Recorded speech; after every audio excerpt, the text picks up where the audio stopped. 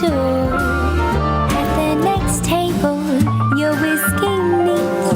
The lights were dimmed as our eyes met and you saw me. And forevermore, I like to share that vintage dream.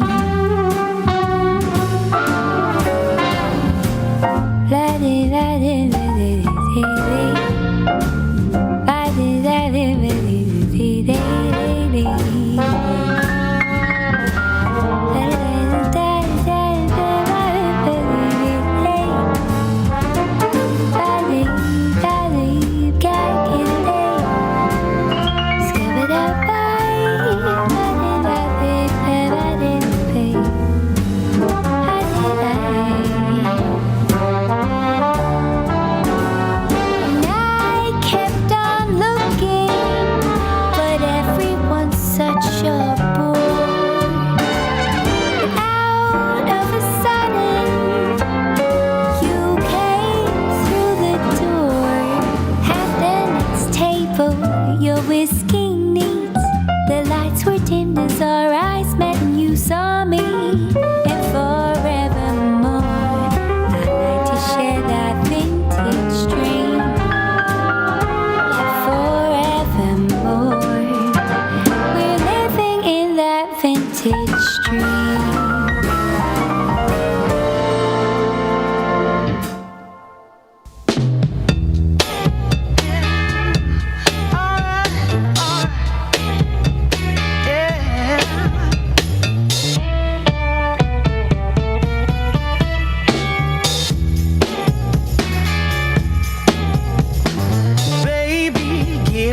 I'm thirsty. He grinned as he stumbled through the bar. Well, he said, give me some more love, give me some love, give it all. His breath really said it all.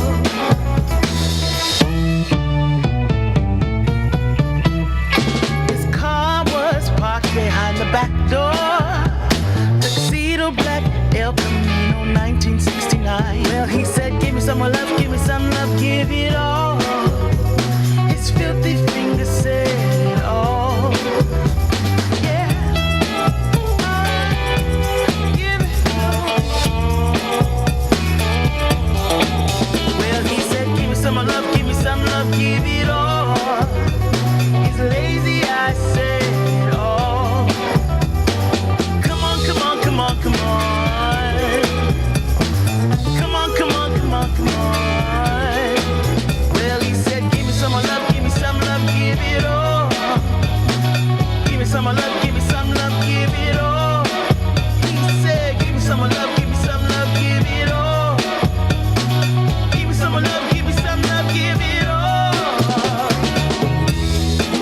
Alright, give it to me. Yeah. Alright, come on, come on, come on, come on. Yeah, come on, come on, come on, come on. Well, he said, give me some love, give me some love, give it all. Give me some love, give me some love, give it all. Give me some love, give me some love, give it all. Give me some love, give me some love, give it all. Baby, give me some love. Well, na na na na na na na na na.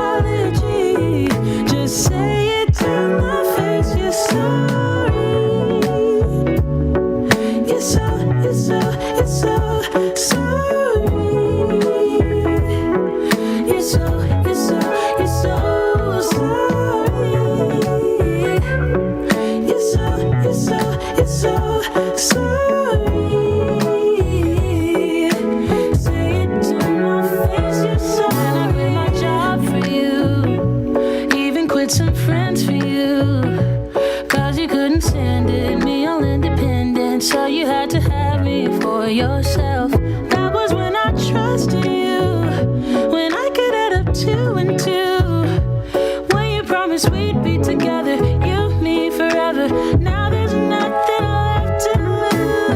And though I understand it's hard sometimes to make up your mind in these trying times, yeah, I just can't accept you leaving me when I'm overseas with the heart so heavy. Think that I deserve the truth for once, not a guilty tone, cause you're not alone, yeah. You said you wanna come home, but I know you don't. So this time I'll hear it on the phone. If you got something to say to me, then say it to my face. What it's all about, why you're bailing out. Think you owe me an apology. Just say it to my face. You're sorry. You're so sorry. You're so sorry. You're so sorry.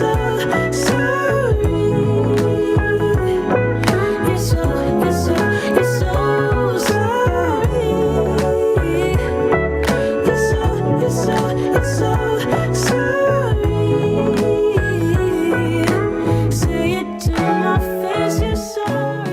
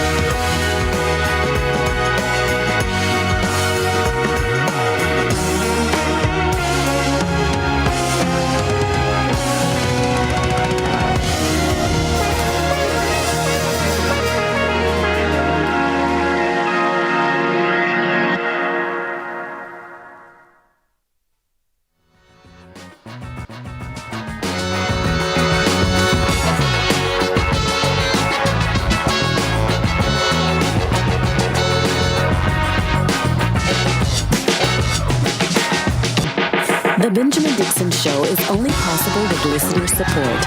Go to www.patreon.com/The BPD Show.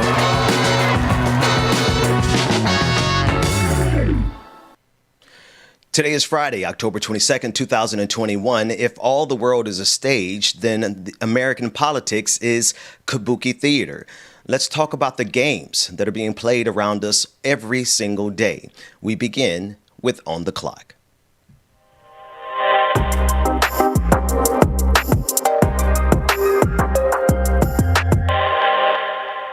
As always on Fridays, I am joined by Pastor Anthony Galloway. I consider him to be a historian and a podcaster, a pastor, a prolific philosopher who brings insight to us on Friday mornings. Brother Galloway, Pastor Galloway, thank you so much for joining us. Thanks for having me again, as always. The pleasure is genuinely ours.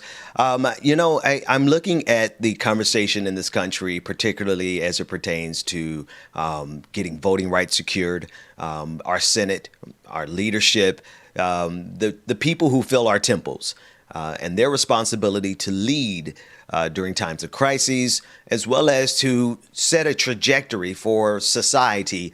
I'm not feeling really confident about their capability facilitating that role, especially because it seems as though we've come to an impasse. It seems as though we're now hinging the trajectory of this entire country on the whims of a handful of senators who have decided to make this moment about them. One, namely, in particular, Joe Manchin, who stands at the intersection of progress and, quite honestly, regress, going backwards. He has put himself in a position of being the not the official emperor, but certainly the emperor with no clothes on, and we can observe his lack of fidelity towards the people that he was elected to represent in West Virginia and the people across this country. Now, we've been covering it this week. He's considered, or at least it was reported, that he was going to leave the Democratic Party. And now he has come out and decided that, well, yeah, I did discuss it. At first, he denied it, said, no, I wasn't going to leave the Democratic Party. That's BS. That's BS. And then the very next day, he's discussing leaving the Democratic Party. Anthony, I don't have any commitment to the Democratic Party beyond what they do for us lately.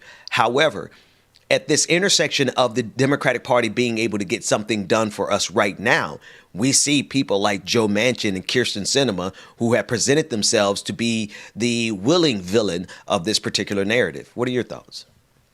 Well, one of the important pieces to look at here is that this is a powerful position. The fact that we're in deadlock space, I can then take the maverick role. This isn't the first time we've seen it. Senator McCain, for example, had a maverick status and sailed that into power and position in the GOP as well. So just looking at historical example, if I can place myself contradictory, let's remember that even Governor George Wallace, who tanked the removal of the filibuster, did so basically running against the counter because he knows that it plays in people's circles and social space. And so, coming out and saying it, that's not true, and then coming out and saying it is true. Again, it's keeping attention, and it's a marketing dream. Right. And so, when it only can happen if we're in deadlock. I also want to put onto the table that there was a lot of things put forward in governmental systems, not just here, but across the world, that try to prevent this deadlock situation, because then I can use the tyranny of the minority, so to speak, to guide where things go, as opposed to forcing consensus. And so, these are some of the elements that are at play here, and they're not new. They're cyclical, and we've seen them in other places. Right. And because they're cyclical, Brother Anthony, I'm like, they know exactly what's going on. A lot of times we feel like if we could just explain it to the powerful, if we could just help them understand their misconceptions or their fallacies, and the joke is on us, they know full well what's going on. Here's a clip of MSNBC's Ari Melber as he unpacks Joe Manchin's now confession that, yeah, he offered to leave the Democratic Party because he didn't want to be seen as an embarrassment to the Democratic Party. Let's look at this bit of kabuki theater being unpacked by Ari Melber. Joe Manchin, he's got a new response to this report that he was at least discussing potentially leaving the Democratic Party. Partially, this is amidst the high-profile and quite significant fight with progressives over the size of any Biden spending package, which is the biggest thing left on the Democrats' to-do list for the year. Now, today, the senator is conceding that, in a way, part of what was reported appears to be true. In his words, he did discuss a partial exit from the Democratic Party, although he's putting it quite differently, and he's not saying today that it was a leverage move with the spending battle. Senator, have you ever had a plan to switch parties? Have you ever? No, anything, I'll be very honest with you, anything that was ever said, that we've ever talked about, if I'm an embarrassment to my Democrat colleagues, my caucus, the president, me being a moderate centrist Democrat, if that causes you a problem, let me know, and I'd switch to be an independent, but I'd still be caucusing with Democrats. That's the only thing that was ever discussed. No one accepted that, and I just said, I'll make that offer if you need it. So there was a discussion of a potential offer. It may sound like parsing, but what's interesting here is the conservative senator is effectively admitting that they did discuss the hypothetical of leaving the party, but he's not confirming what was core to the Biden part of this story, that somehow this was his trump card, so to speak, with the spending clash, and saying he'd only do it to, quote unquote, help the party. Whatever you think of that, it does sound a little different from the way he categorically denied this story yesterday. I can't control rumors, and it's bull. That's it. It's bull. Bull spelled with a B-U-L-L capital B. The absurdity of it all, Brother Galloway, Pastor Galloway, because, I mean, we could see this coming a mile away. Anyone who understood politics, understood cycles of politics, we knew that this was going to be played as a trump card, almost as a bluff to scare Democrats off of pressuring him. What are your thoughts about it? Well, I think what stands out too is looking at what's happening locally, right? So if I stand out to say that if I want to have the case or the marketing persona that I'm not guided by any group, because right now what is playing well in many different places across political lines, across racial lines, across many different lines is not being beholden to any group and being able to chart your own quote unquote path, right? And that has been, if you look at some of the campaigns, not just for Joe Manchin, but campaigns on the margins in many different places across the country right now, a lot of folks are trying to find this way. There's some who are jumping all in, right? And I know we'll talk a little bit about that later, but there is a pathway that folks have used in the past, and it's not new. It's been, if you go back, and you can even Google search the campaign ads, and go look at different campaigns, ads, and slogans over history. It's fascinating to see how many you see showing up in a cyclical pattern, taking this quote unquote middle road. I'm not beholden to this party. I'm not beholden to this thing, and trying to sail that into a way of saying, this is why you should choose me, especially when we're in deadlock spaces. There's a very interesting overlap between that. I think that's what's happening here. I think this is part of the campaign talking points. Look, I'm independent. I don't, you can trust me to think for me and not think along any coalition, because I'm either too scared to back the line of that coalition, I'm trying to run away from it, or I'm not in that group. And so this is another pathway to power. The question becomes, and this is for anybody running for political power. Let me just say it like it is. If I can say, if I join with the coalition, does Joe Manchin's name come up as often? That's one of the wonderings that I have. If I go along with the party group, do I stand out at all? I don't know that there's a whole lot to stand out unless I'm in this kind of independent position fight piece that elevates me in the Google searches, that elevates me in the hits on social media. That's right. So he might be just playing the algorithm. Because going in this case, going along with the Democratic Party, along with Joe Biden's plan, Build Back Better, I mean, it actually would do some good for the people. But in his case, going along with this plan that could do good for the people doesn't allow him to stand out. And so he has to take the necessary position of contrarian along with Kirsten Sinema, because it allows them to get the kind of notoriety that they've been longing for all their lives, is kind of what I'm hearing. I'm offering that as a possibility, in addition to, having home constituency, in addition to, there's quite a few ways to look at it. And so being able to see which one lines up in the end is going to be very interesting. Fascinating. I want to bring in another topic here that I'd like to get your insight on, and it's really how the religious right echo chamber. There's a really prolific echo chamber on that side of the equation, with not just the religious side of conservatism, but just conservatism in general. They have a fascinating funnel that goes all the way from the top of Fox News all the way down to thousands of small channels that promote particular messaging that facilitates a political agenda, to be sure. I want to talk specifically about a radical right-wing commentator by the name of Josh Bernstein, who declares that the Democratic Party is not a legitimate party, but is actually a terrorist organization, and that they are no different than ISIS, Al-Qaeda, Boko Haram, and the Nazis, and says that these people are purebred evil, satanic communists. There's a lot there to unpack. Let's listen to this demagoguery. You're not a legitimate party. You're a terrorist organization. That's what the Democrats are. And I've said it numerous times. I'll say it on this live stream. I'll say it 100,000 more times in the future.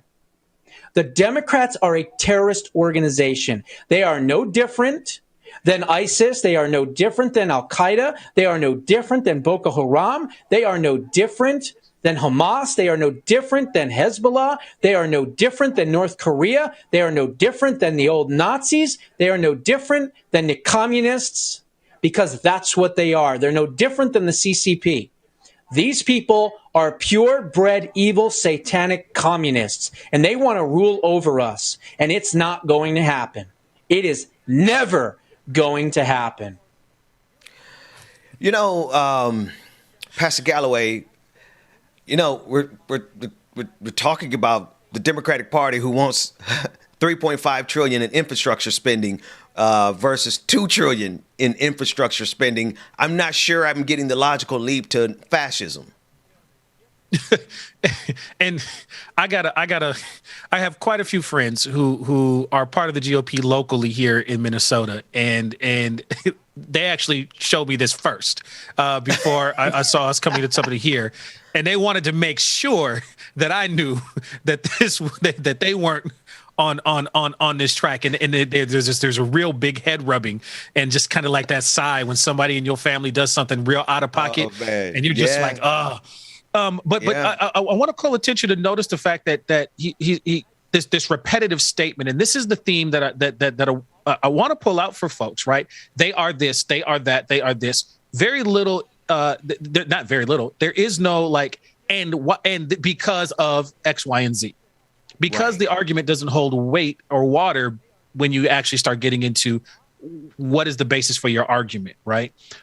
You can try to infer something. So when he started talking about they want to rule over you, that lines up a little bit with some of the angst or anxiety around, you know, size of government, which, you know, is a legitimate debate, right? We've left that, unfortunately, a long time ago because we've left logic in actual political, you know, discourse a long time ago. So, you know, it's a problem. There's also this whistle under here, right? I'm not just saying this to try to make it stand out and make a point, right? I'm trying to give talking points for the fervor, right? And let's think about this. If I want to, as some of the groups that he was referencing, radicalize or take the extremist approach to something, what do I got to do? I have to isolate you. I have to control kind of where you're getting your information and get you thinking a certain particular way. And then I've got to make sure that you continue to have reinforcing talking points that back up this thing that radicalizes you into something that's extreme. And often it's done by looking at the logical thing and saying that is all the evil things that I'm actually demonstrating and actually trying to get you to go along with. And so there's a particular piece of concern, particularly for the young folks in the community that I serve. They are susceptible to this kind of rhetoric. I don't need to worry about logic because all I have to do is keep repeating what this person is saying. And it is a tactic that we have seen before, and we've seen it in a radicalization of actual terrorist groups. And so I think it's really interesting to see that play out in just his language. It's rare. It's a rarest of occasion that I don't think I've ever had something to follow up as a pushback. The only pushback I have for you is this is an actual terrorist group. Right. From my best estimation, if you look at what this is like the clarion call for terrorist organizations, the folks who went up the steps on January 6th, the Proud Boys who are out in the streets. Right. And I often wonder, and it's not so much as to point out that distinction, but I often wonder how many people don't realize that, you know, there's a full-blown right-wing revolution happening around us. I mean, they've got their prophets, they've got their, they've got their foot soldiers, they've got their political prisoners now who are being, accosted by the FBI and treated poorly. I mean, they've got an entire infrastructure over there that, in their minds, they wake up and they listen to this type of stuff, they wake up and they honestly feel like they're in a full-blown right-wing revolution. Well, there's some really important scholars, and point well taken, right? Look at the fruits of what comes out of that. Some of the same exact words that he was using were used by the folks in the B-roll footage of the people that were gathered there on January 6th. So That's right. that point is well taken. Looking at the fruit of their labor.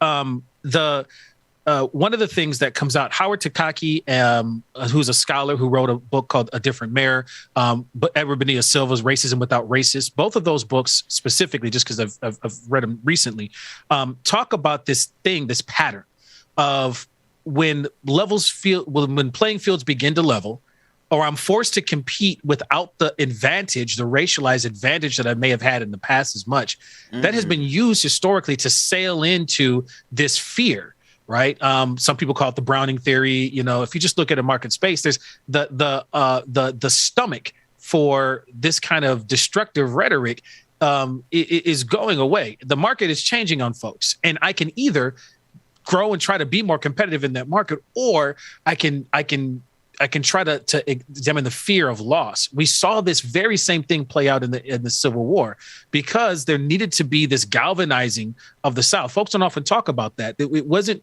the South had to galvanize many folks who at one point saw that this slavery system was actually depressing poor white folks in the South economically. So they had to figure out a way to stoke some fears in order to get folks to come on board, to have the coalition that needed to be there. We don't often talk about that. This really smells very similar to some of that thematic rhetoric that tries to stoke that fear in order to build type of coalition. So your point's well taken, and it's making me think about that pattern.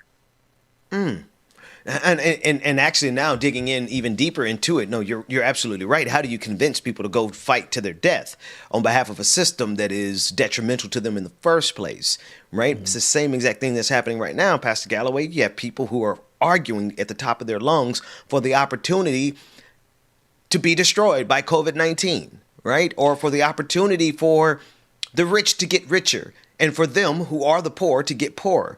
Right. Some of these same people, I'm not saying this to attack them, but, if you walk through Walmart at 5 o'clock in the morning, you're going to see a lot of hardworking white conservatives in their 50s and 60s. And I can understand their anger, because I'd be pissed off, too, if I should be retired, but I'm working at Walmart. But the masterpiece, the master stroke, the invisible hand behind all this is exactly what you're saying, is a concerted effort to get people to operate against their own best interests, even unto death, Pastor Galloway, is what I'm hearing you say. Yeah, and keep in mind, and I keep wanting to stress this, right? This is something that isn't just, right now we're seeing it come out of this conservative space, but this is something that also was at play in the 90s with the Clinton administration in the super predator conversation. It's a very similar thing, and that one was tied to getting certain legislation over to try to win over and woo folks, politically, and they walked right into the same rhetoric process. And so I just want to remind folks that there's a cyclical process here that I don't want to get us too far on, because there's healthy critiques of everybody. I mean, even when we get into the conversation about Christopher Columbus, and the Indigenous Peoples Day, it's huge here in Minnesota because we actually declared Indigenous Peoples Day, but the president issued a proclamation honoring Christopher Columbus Day at the same time. And so I just want to make sure that we don't let that off. We hold accountability across the board. And point well taken, right? And I appreciate that, because this is the space for that. Because if truth be told, the problem is holistic. It's both wings of the same bird, right? We're not.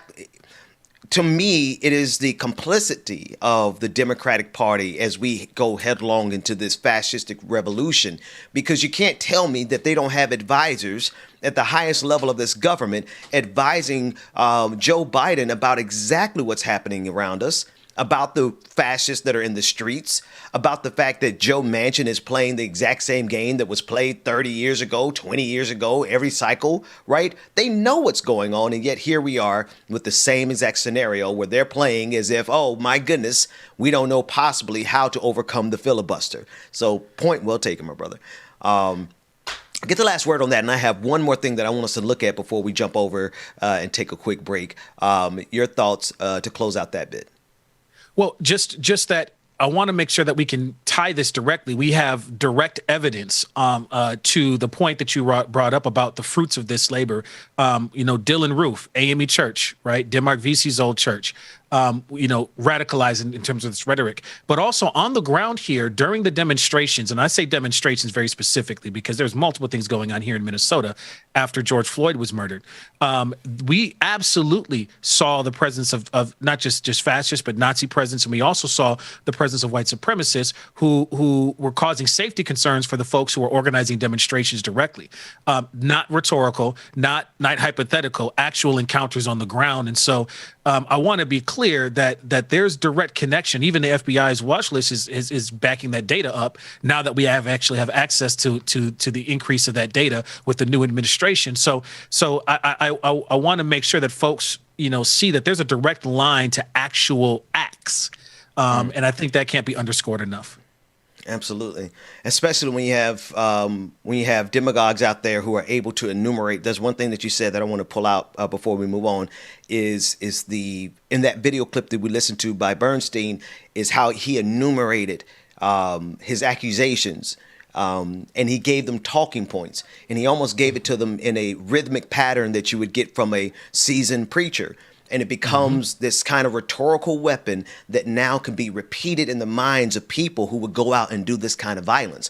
Because, in their minds now, they have a spiritual license because they heard their pastor say that these people are godless communists, right? That these people are no better than ISIS, that these people are no better than Boko Haram. And you give them that rhythm and that pattern, and that's what they listen to in their head as they carry out their acts of terrorism. Absolutely. Destructive meditation. Destructive meditation. There's a simple word. There's a simple phrase for everything. Wow, man, that's exactly what it is. All right, one last clip. Let's look at something else that's destructive, because you don't accomplish this type of this monstrosity of propaganda without abuse. And I want us to take a look at an advertisement, an email that went out from the National Republican Congressional Committee, and it is the height of abuse. I want to pull it on the screen so that I can read it for you. And it says, "Alert, you are a traitor." Now, this was sent out to Donald Trump supporters. "You are a traitor. You abandoned Trump. We were told you were a tried and true lifelong patriot. But when Trump said he'd run for president if we took back the House from Nancy Pelosi, you did nothing. Was Trump wrong about you?" And it gets even worse. "This is your final chance to prove your loyalty or be branded a deserter. We're giving you one final chance to stand with Trump. You only have 17 minutes. This is a text that was sent out to Donald Trump supporters with a big flashing red alert. This is to me the height of gaslighting and abuse. Pastor Galloway, what are your thoughts on this? I'm in full agreement. I mean, what do you say to that? Like, it's right there. It's right there in front of you, and again, we see this happen in other spaces without those words, right? In some cases, this is out in front of you and you can see it, right? In other ways, this same process has happened just by stopping to return calls, stopping to allow party funds to go to you for your campaign, not supporting, shunning. We've seen that happen in nice ways. And so I want to be clear that this isn't new. This loyalty. Pastor Galloway ain't gonna let nobody, he's not gonna let anybody off the hook. Come on, man. There's no chill. We got to look at ourselves, right? So I just want to be clear about that. At the same time, words have power. And so, to be able to see this is definitely a call for what's been out there. It's also a pivot to be able to blame the lack of success, not on your inability to compete. Again, going back to that Browning theory, that wow. pattern over there. I don't have to. I can't win by competing. I can't win by having a good message. I can't win on that side. So I have to do what? I have to do what Europe did to China, and that is try to diminish them in the world stage. China had been trading in the Silk Road for thousands of years. Europe did not have goods to come and really compete with that trade route for a while. So they had to compete in a political sense. They had to diminish and say that this is opinion. We're better traders. We're less greedy. We're all these different things to try to get to play in that area.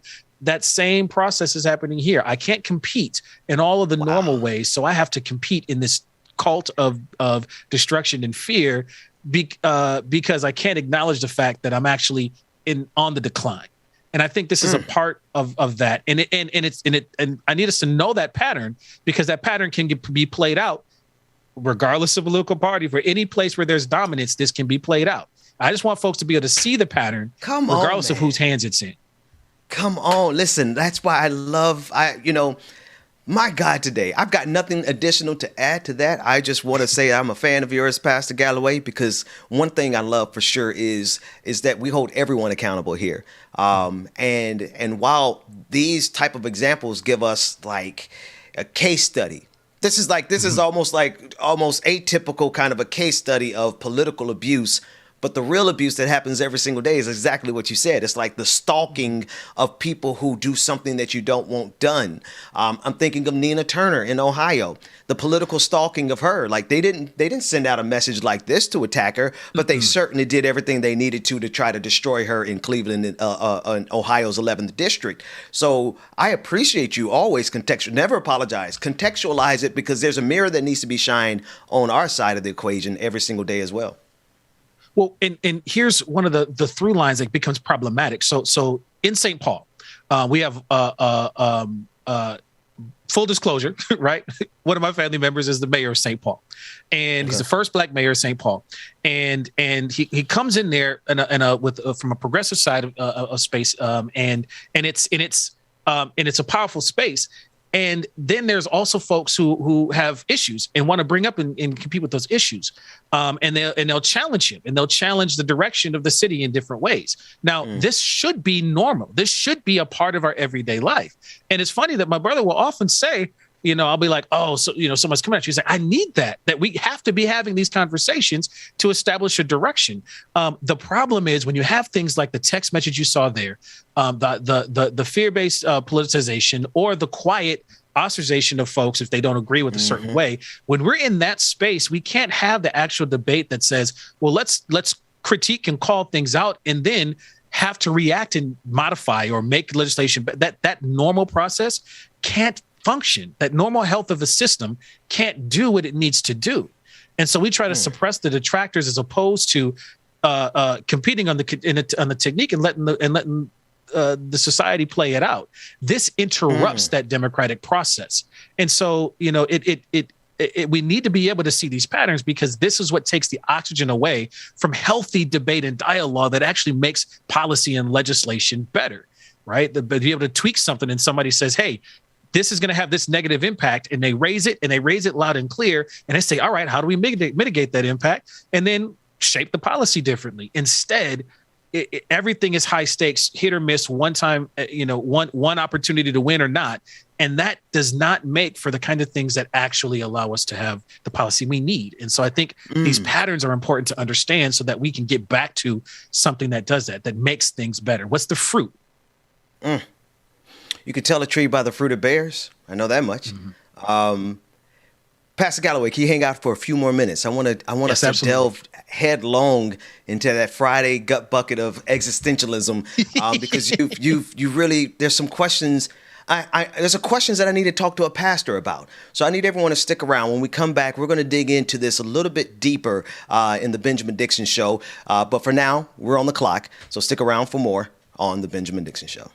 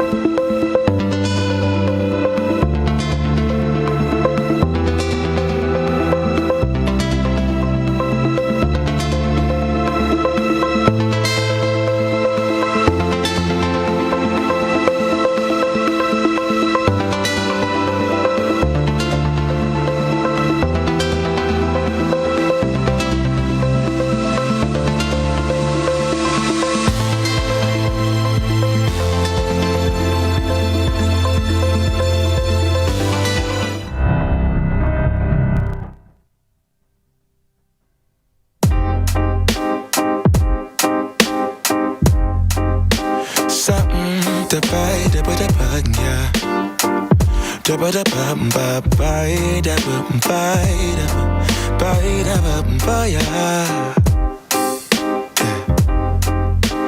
Set the potato,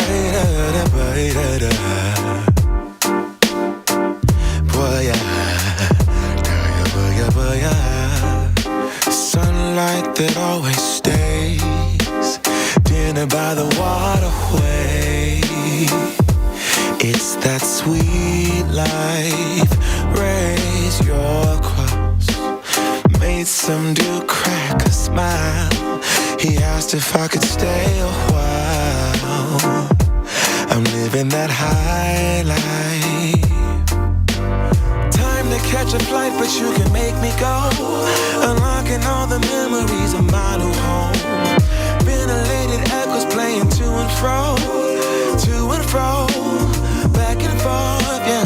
Caught some kids dancing in the alleyway. Crazy how the melodies began to play, yeah. Tell me how you feeling when you hear the lyric, yeah. My heart's in Stockholm. Now I never wanna go home. I left my heart in Stockholm. Now I never wanna go home. Shopping together. I brought a girl on my Vespa. She said I already told ya, yeah. I never dated a black guy. I said you're brown yourself. Let me offer help. Come on inside. Where everybody knows your name, everybody knows your name. Time to catch a flight, but you can make me go. Unlocking all the memories of my new home. Ventilated echoes playing to and fro. To and fro, back and forth, yeah. Caught some kids dancing in the alleyway. Crazy how the melodies began to play, yeah. Tell me how you feeling when you hear the lyric, yeah. My heart's in Stockholm. Now I never wanna go home. I left my heart in Stockholm. Now I never wanna go home.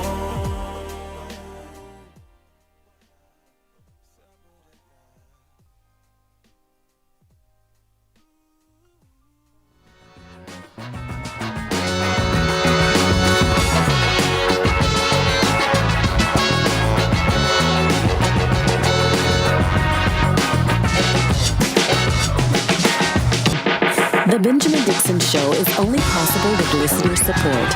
Go to www.patreon.com/The BPD Show. Welcome back, everybody. It's Friday, October 22nd, 2021. Thanks so much for joining us. I'm joined by Pastor Anthony Galloway, who has been vibing in the background with me. How you doing, brother? How you doing this morning? I'm too blessed to be stressed. I'll tell you that much. I hear that. We're going to be joined momentarily by none other than DJ Exclusive, who is doing his thing on the ones and twos. Listen, Pastor Galloway, there's some things that I've been thinking about, and I like for you. I mean, we have a lot of clips, but I think you and I can kind of skip over the clips and kind of get to the essential question that's kind of bugging me about a lot of things that I see around us. Let me start here. Why is it that it seems as though a lot of people are, how is it that we cannot see what's happening around us in terms of the scale and the scope of COVID-19, the number of people who have died, as well as the ridiculousness of our leaders? It's almost as if it's almost like Nero fiddling while Rome burned. And to me, it's almost of biblical proportions in terms of the absurdity around us. Do you ever get that feeling as you just wake up and read the news? I told you we're going for I'm it. so bad. You take me there, but that's all right because you helped finalize my servant last time we went here, so it's good. You got to tell us about that when you get a chance. Absolutely. I was in New York just this past week working with a college who's doing some critical discourse around change and consciousness raising. And I was talking to a family and community therapist who's doing some work out there. And one of the things she was talking about is she's running into folks who are having a hard time seeing the water that they're swimming in. You know, if you've been swimming in an ocean of something for a while, it's hard to see the water around you sometimes, and getting folks to pull back and see that. I'll give a couple of examples of that.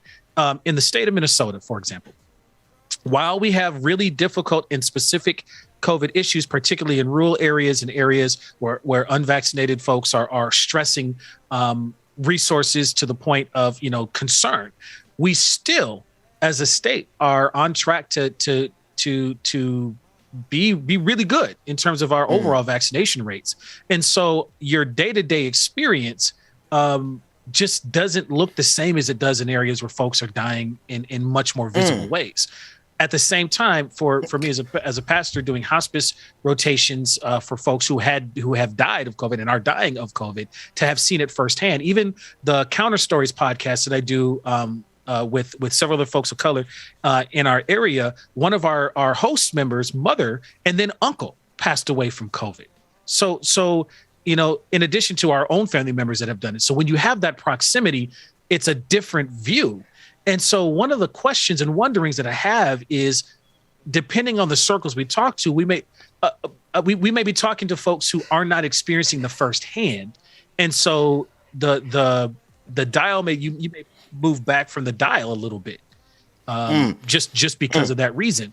That's just one example. Another one is, when it gets to you. Think about when it gets to you. So in the beginning of the pandemic, when higher population areas were trying to deal with it, places that are a lot more spread out with a lot lower populations, your Dakotas, your Wyomings and all that, were not having the same issue because they're already spread out. Social distancing is kind of baked into the population, right? Which still has more congressional and Senate representation than places with way more people, but that's a different conversation. It took a while. It was a lag before it got to those places, but it still got there and it hit hard. So I think there's some ways like that have us take the pulse off the dial, back away from the dial a little bit. And then political winds and talking points start going back and forth around that. The other thing I want to bring up here, though, is if there's already distrust in the system spurred by all the things going on around, there's a perfect storm piece that's happening here. So you got folks who have a healthy distrust, and that distrust is outpacing the facts, outpacing the data, outpacing some of our choicing. And that is also at an issue here that I'm running into just in terms of trying to get information out. I still got people who believe that they'll get sterilized by the vaccine. I still have people that believe that your DNA will change. I even have folks who I've counseled and say, look, natural immunity is just fine. Every piece of data tells us that natural immunity is not. You had a doctor in here. It does not hold up in the way that vaccines do, because we don't understand how vaccines actually work. So, and yet these same group of folks will absolutely go in for a vaccine for chickenpox, polio, all these other things. And so those are some of the things that are complicating the work even where I'm at. Brother, there's something that you said there what was the solution? Because I think she described it perfectly. People can't see the water that they're swimming in. And I think that's the perfect description for this moment, because I really look at, it's almost Shakespearean in terms of how ridiculous our leaders are being. Like, they're drunk with folly in our temples, lying to us, with a smile on their face. And considering the ramifications, like when history is written about this, if we're lucky enough to have a future, if we're not too far from 1 million deaths. This is not an inconsequential moment. So what was her solution for people who are swimming in an ocean and can't see the water that's around them? Well, the solutions are varied in their myriad. All right. So one of the things that she talks about on a personal level is one, taking folks into an experience that's not your own, right? So in one area, I may not see COVID as an issue with what it is. I had the same issue with my neighbor, right? My neighbor across the alley had not had any connection to any of the negative outcomes that COVID was presenting until we had a conversation, and I was able to tell him about the people in my family, in my community that have died and how it was. It was a no-brainer. And this is a pretty conservative dude, right? And we could meet and cook together and still have conversations because he hasn't bought into the cultural cult defense mechanisms that our political cooptation of culture has done to us. And so we can have a dialogue that exchanges information and puts him in experience. That's one of the areas, right? But there's so many others, right? Like being able to say, to start with where folks are. How have you been socialized? What is real to you? That can take you out of defense mechanism, but that's just good therapy. So it sounds like it's the answer to this then is like 101, almost save who you can. I mean, because to be honest with you, you're absolutely right. If you get a chance to actually speak to people outside of their political echo chambers, you actually do stand a chance of being able to connect with them. But it's like our system, or this country specifically, is perfectly designed to take critical issues that we need to be serious about, but we throw our politics on it, and then all of a sudden we're completely and totally paralyzed and incapable of making any process. But it's like the trajectory that they chose to paralyze our country around is a trajectory of destruction. It's like, can nobody see that the decisions being made by our leaders are going to destroy us? And so, one of the things I love, and Saliha, shout out to you if you're watching this. She's out of New York and she does some amazing work, and I've enjoyed having these conversations. One of the things that comes out is the level and the scale that we're talking about. So person to person, there's some room. We can find some things in there. But then you got to zoom out because we socially as groups still function according to some of these psychological patterns. And so when you talk about, choosing self-destruction, I find this in the personal level. How many times have I witnessed to you who have chosen destruction or folks who chose to stay in relationships that are destructive when they haven't out? There are reasons for that. And we feel this not just on a personal level, but we also do it on a group level. And I think that's important to understand. Man, you stay, I want to bring DJ Exclusive in the conversation. Man, you stay calling us on our own carpet because I ate that Whataburger last night. I mean, that's my destructive behavior of my own, right? We all have patterns. Now, mine might not get me to the grave as quickly as COVID-19, but there's still destructive patterns that all of us have. So I guess the question then is, how do we navigate our propensity to fall for these things that so easily beset us, Pastor? Nice. I like how you did that there. So one of the things that you hear over and over again from folks who are actually seeking to solution, right? And I think for some of the clips that you talked, the demagoguery that you've put on are demonstrations of folks who aren't seeking solution, right? And so when I get into relationship with folks who are healthy, right, who makes some sense. I almost said something different, but makes some sense, right? And you get around folks that are healthy. There's something that happens, and one can be, and I've experienced this myself. I get about somebody who's on some function. When I've been in a dysfunctional space, it can feel like oxygen, but it can also turn around and make me feel real self-conscious. And so if I can get through that and start, there's an invite to some more functional space, and so one of the things that we do in our congregation, and we do, and just some of the work that we do, is we try to show folks, here's what function looks like. Here's what health can look like. Here's some options for you to choose that are going to serve you much better than some others. And here's some examples of that living in real time. And this, again, this is me coming out the pulpit here, right? We're going to call ourselves Christian, but then not have a story to tell about how that's working for us. It's a huge issue. Huge issue. How many folks, how many times do I get up there and preach? And if somebody can't see that my life is bearing fruit, then why are they going to believe the way that I got there, right? I better have some fruit to be able to say I have some success in. And I think this doesn't just apply in that faith-based context. This applies in many others too. Look, how can we show what's thriving? Friends groups have this all the time, right? My friends group, They will call us out. And the reason I keep calling myself on the carpet is because I got practice. Why? Because my friends group, we will call ourselves out in a minute and then expect some better behavior, better treatment and stuff like that. I have people who will check me in a heartbeat. Yeah, I get those kind of results from my wife on a daily basis. So absolutely, it's very therapeutic and developmental. That said, I want to go to a clip here. Here's a clip of right-wing pastor Hank Kuhneman, who's outraged that people are honoring Indigenous Peoples Day instead of Columbus Day. And I think mainly it's because he can't pronounce the word. Now, let's play the clip. I think there's going to be something in this clip that's going to be beneficial to our conversation. Let's run it. What was this? When I was on vacation, I was watching the news, and they said there's this Indigenous Day. Or what was it called? In what? I couldn't even pronounce it. I said, I am indignant that they're doing that to my Columbus Day. Still don't you dare play woke and start. And you that are watching me, it ain't indignant, whatever it is. You need to be indignant day, Christopher Columbus, the history of our nation, and stop the nonsense. Man, I wanted to put signs in my yard.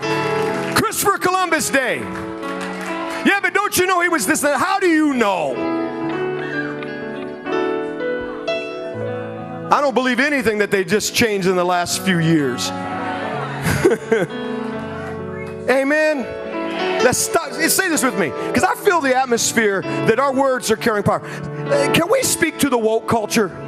Stop the nonsense. We ain't buying it. You know, there's a lot of places I could go after that, but the first thing is I'm stuck between laughing at these types of clips, but also realizing the significant role that they play in facilitating this dissent, facilitating this particular type of relationship with religion that has become very useful in terms of being one that's deployed for the powerful, one that is deployed to maintain the systemic oppression that we see, one that is deployed specifically to give this righteous, quote unquote, indignation, the play on words that he was trying to use to insult the indigenous populations, right? It gives people this sense of righteous indignation and gives them this sense of authority as they go out there and carry out their bigotry that ultimately sometimes leads to their deaths. So it's funny. The whole time he was talking, I was listening to that piano player, because that piano player was handling business. Go ahead. No, I was mad because the piano player was doing his job, meeting the pastor where it was. Look, the fact piece just doesn't hold up, right? So again, just like the clip you played earlier, if facts come into the game, if actual history comes into the game, you can let that tell its own story, right? Because in that space, he's putting forward Christopher Columbus Day not as a day that commemorates a discovery. He didn't use that language. He didn't say because of discovery. He said and I want to underscore here, he's absolutely right. The foundation of this nation was built on the violence that Christopher Columbus introduced, both as a discoverer within 6 days, instituting policies that chopped off the hands of indigenous. He's responsible for 250,000 Taino people leaving or dying, in the destruction of the Taino peoples, which is close and dear to my heart because part of my family is from Puerto Rico. So it is the when you put that onto the table, let alone the destruction that happened under him as a governor, those tell a story, right? And so the founding of this nation absolutely is founded on destruction. And so part of the challenge he has is that he was definitely telling some truth there, but if it needed some contextualization. The other piece that comes along with that is, again, I come back to this market system space. There's just not a stomach. He talks about, I don't believe any of the changes that happened in these last 4 years. Part of those 4 years was under Trump, right? And when we talk about that, we're talking about a community that is even, and not just talking about, he keeps trying to place it on woke communities. So the assumption is he's placing on people of color, on progressives, and all those things. I actually think the pressure he's feeling is from folks in his own community, because I'm finding folks who are leaving this type of positioning of this information. They're coming to me in droves saying, I don't. Can I get your perspective on this? And then when we put the history on the table, they're like, yeah, I can see how a person of color or indigenous person wouldn't look at the discovery under, doctrine under Christopher Columbus, that kind of rhetoric and thought process, because his discovery of America doesn't equate to net positive for us. That is part of a process that for indigenous people and African American people, for people of color in general who are hurt by colonialism and colorism and all that stuff. He's an arbiter of that. So of course we're not going to be proud of that. And that's going to only grow. And so those are some of the things that I'm just wondering in the backdrop there. I'm looking at the lady in the gray hair in the front and the clip who just sit there and is stoic and is not moving. This is actually a response that we talk about quite a bit. When I disagree, I'm in the cultural space I want to be in. There's other pieces that speak to me. I may not like this. I'm just going to sit there. I'm going to glaze over. I'm going to go to my happy place for a second. And when you're done, so you're saying everybody in there ain't with them. Everybody listening, everybody there is not with them. I know it for a fact because I get emails and conversations. I go into to talks and folks are like, and it usually comes in. So there's a remnant. There's a remnant of people who actually sees these people for what they are turning themselves to be. What did Ellison write? If you can show me a way, if you can teach me your ways while showing me into a larger society, then and only then will I drop my hostilities and defenses and help you to make the desert bear fruit. If you can show me, if I cannot jettison everything there is about my being while having some growth and consciousness raising, if I can set that environment up, a whole lot of people jump. A whole lot of people jump in and are willing to go. Wow. I know we're coming up on time here, but you were talking about history, and I really wanted to ask you your thoughts on Constantine then. I wanted to go back a little bit further because to me, it feels like there has been a merger of faith with the bludgeoning tool of not just political systems, but war itself. And before I saddle it anymore, we only have a few minutes. It's a huge question, but what do you think about in this name we shall conquer and how it has been? You're right. There's a history attached to not only the historical interpretation of Christopher Columbus, but even the historical interpretation of religion as it has been used throughout history. Well, I mean, manifest destiny, that conquering in the name, if the people there are not God believing, then you have the rights to conquer there. That there's a papal bull from the Catholic Church that allowed and pushed forward for that major expansion of exploration. Religion allied to the state always has some problematic elements in there because we start wondering what our allegiances come to. And so this has been problematic. I mean, even Constantine didn't convert to Catholicism until his deathbed because he was trying to build order in the area. So there's a lot to that particular history. This is one of the reasons why you hear a lot of theologians, pushing for us to go back to the wisdom tradition, the Afro-Asiatic wisdom tradition that is the heart of Christianity. If in that Christian context, right? If we're just using that as a lens, I'm not diminishing other faith traditions. I'm just saying that if we're going to talk about Christianity and we're going to talk about that, it has an Afro-Asiatic wisdom tradition root that allows you to look at the stories and the experiences and derive the wisdom from them. And so I can, it allows me in some ways to be able to address the conquering pieces, which were written by a people who were exiled. And so you're going to get rhetoric in that is going to be about kind of reclaiming identity and power. And so if you can understand that context, and you can eat the meat and spit out the bones. The problem is when you start aligning systems and power and all of that, you have a lot less room and leeway to eat the meat and spit out the bones, because that starts to get into national allegiance, starts getting into power and control and all of these other things. And so when we are when you go to seminary and you do some of the theological work and you have these deeper conversations and are allowed to, you actually can come into a more critical liberative message that comes out of there. That gets problematic when you align it to state power, political power, and you weaponize it. So this is the philosophy, and this is not new philosophy. Let's be clear. Philosophical circles, Dinker symbols, African philosophy predates Greece. It predates Rome, and it's been around for a long time. As long as there have been people, we've been trying to understand and talk about the world. It's when we stop doing that is when we allow for dehumanizing methodologies to start really coming in and wreaking havoc. Wow. Pastor Anthony Galloway, historian, philosopher. Brother, thank you for spending these Fridays with me. I know it's a long hour, but there's just always so much for us to dig into. Tell everyone how they can get up with you and support your work. Well, first, support Georgia Fort. Georgia Fort's work is phenomenal. If you want to support my work, then support Georgia. The independent journalism that she's doing on the ground is calling to question a whole lot of things and bringing narratives that wouldn't have got there. She just did this story on the homeless encampments in the Twin Cities that is just phenomenal. And it tells the story that hasn't been there before. So if you're going to give me an opportunity to use a platform, use it to support this Black woman. Absolutely. Georgia Fort, I believe it's hello. What is her website? Somebody give me the website really quick. It's like georgiafort.com. And so definitely go over there and support her and Brother Galloway, Pastor Galloway. Georgia, thank you for introducing me to this brother. Prolific philosopher, historian, Pastor Anthony Galloway. Thanks so much for joining us today. Thanks for having me. And thanks for writing my sermon last week. Hey, man, you still got to come back and tell us about that. I heard it was a good one. Someone in Twitch actually sent a comment and said it was a great sermon. So they're out there listening to you, brother. That's what's up. All right, hey, we're going to go to a quick break. When we come back, like it or not, Rebecca Zor. In the meantime, DJ Exclusive is in your hands.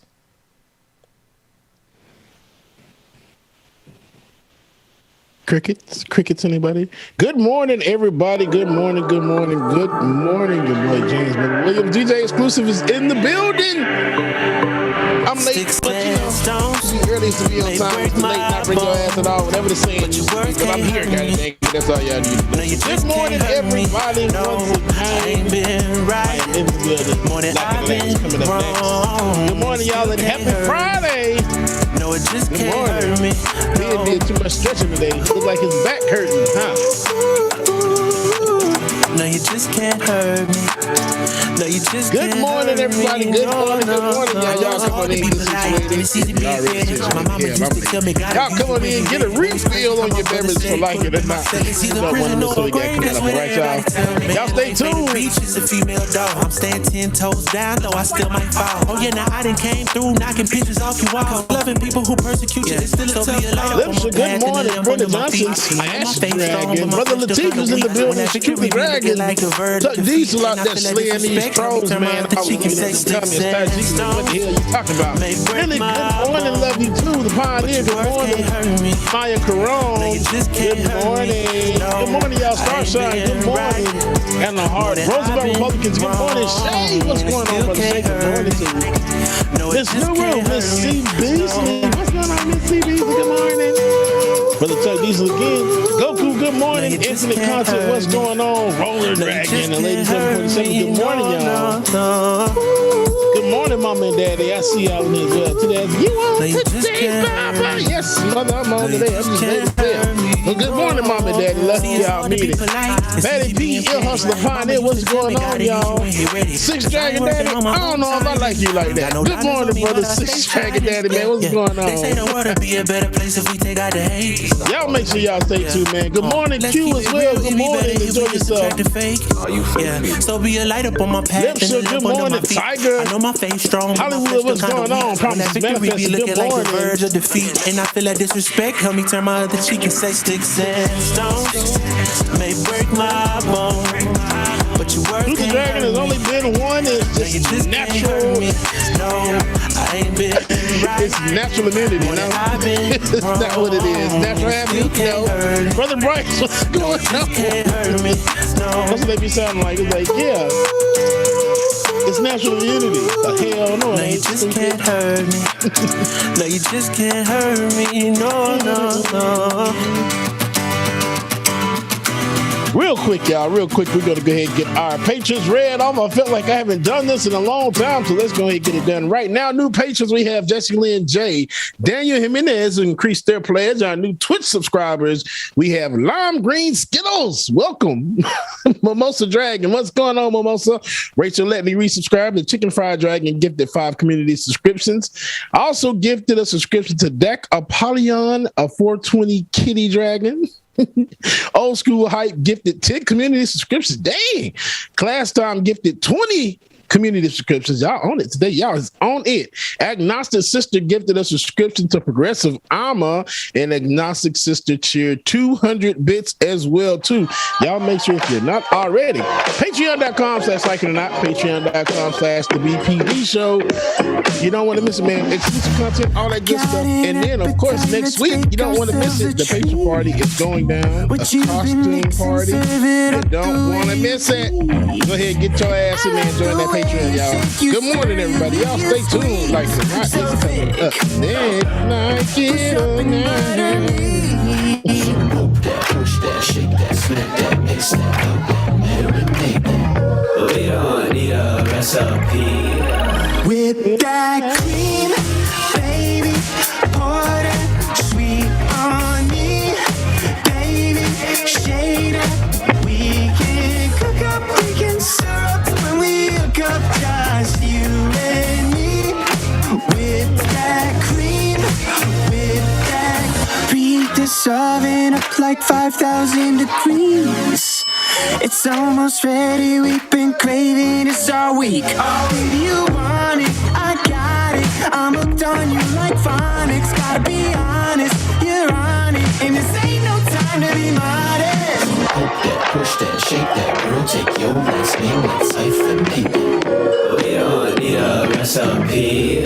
With that cream, baby, pour that sweet on me, baby, shade it. We can cook up, we can syrup when we hook up, just you and me. With that cream, with that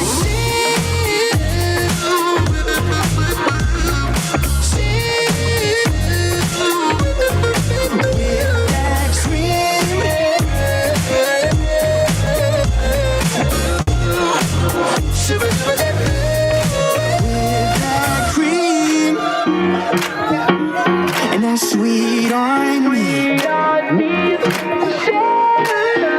We can cook up, we can stir up when we hook up, just you and me. With that cream, baby, pour that sweet on me, baby, shade it. We can cook up, we can stir up when we hook up, just you and me.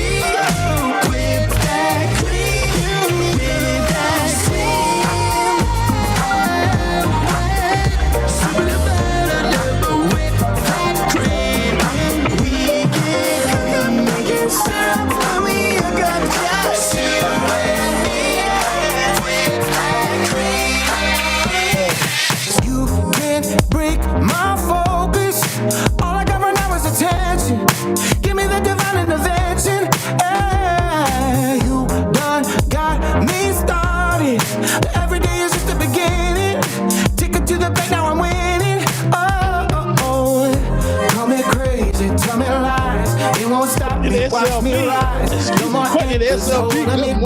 All I need is hey, what's going on, sister? Not easy. What's going on, Mars? What's going on, Mars? Good morning, y'all.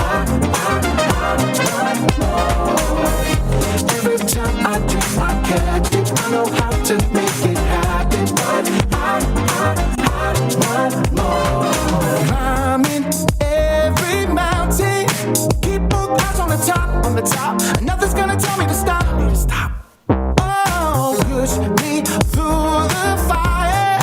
All I'm gonna feel is the heat burning underneath. Yeah, Hefner, thank you for your super chat, yeah. So call me crazy, tell me